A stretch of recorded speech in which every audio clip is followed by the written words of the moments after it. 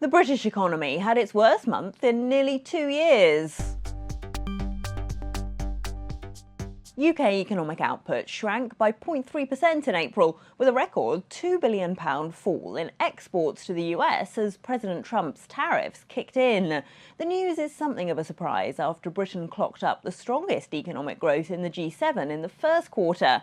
Josh Passmore is an investment manager at Artemis. Josh, what went wrong for the British economy in April? Good morning. Yes, I think given everything that's going on in the world, it's perhaps not surprising to see a pretty weak print from April. You mentioned a record drop in goods exports to the US. I suspect this would have been quite similarly felt in a lot of different countries around the world.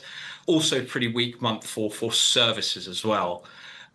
Maybe just one bright spot to flag was the construction sector, so growth of 0.9%. Maybe this is reflective of efforts from the Labour government to really try and improve the planning process with respect to getting planning through. And actually, sure, we'll come on to this, but there was some more talk of improving the planning environment further in the spending review from yesterday. So I guess a summary would be pretty weak, but perhaps not too surprising given what's going on in the world. We will come on to the house builders, but do you think Bank of England policymakers might be looking at this and thinking more cuts than the market's currently pricing in? I think potentially is the answer. I guess that there are still, that there's still not a great consensus on the Bank of England Monetary Policy Committee as to what the direction of interest rates should be. Perhaps there is more room to cut, especially with UK unemployment rising as well.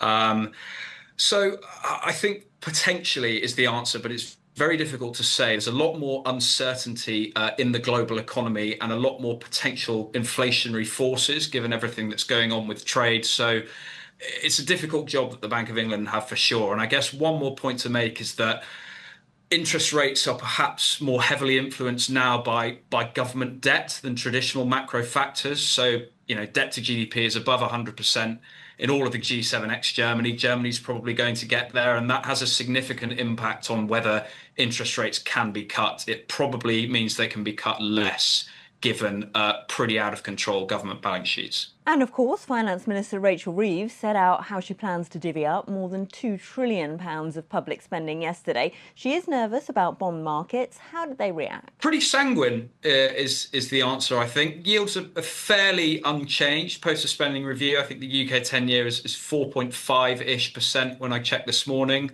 I think importantly, though, this has to be seen in the context of long end yields that have really increased substantially over the last few months. Yield curves have steepened, and just going back to that fiscal situation, investors are clearly nervous about debt in much of the Western world, frankly. So this is not a UK phenomenon.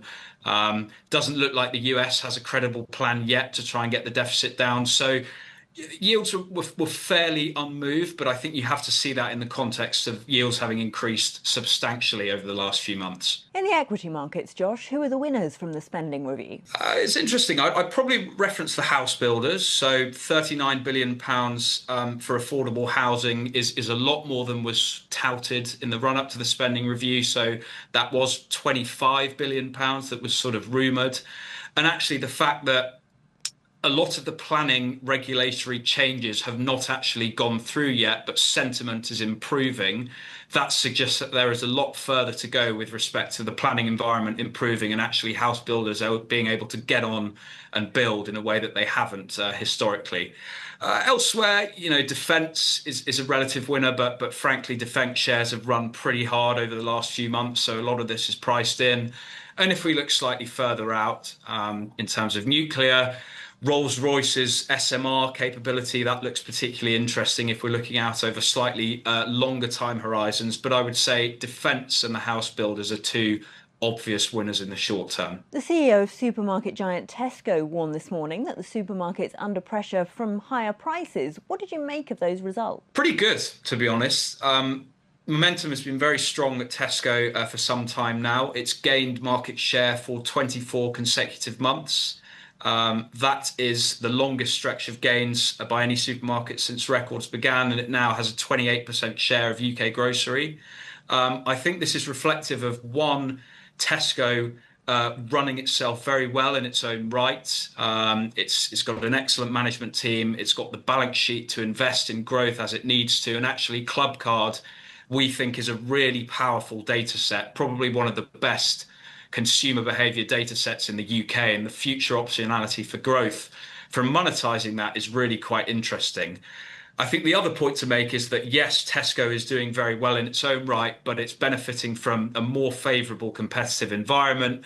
Asda continues to struggle. It's lost 2% market share since the end of 2022. And actually, there are a lot of other competitors to Tesco in the UK supermarket industry that are quite levered and therefore quite constrained. So pretty strong results. There's some obvious headwinds and uncertainty, but we feel like the shares are pretty attractive here. That was Josh Passmore of Artemis. Don't forget you can watch more videos on Reuters.com.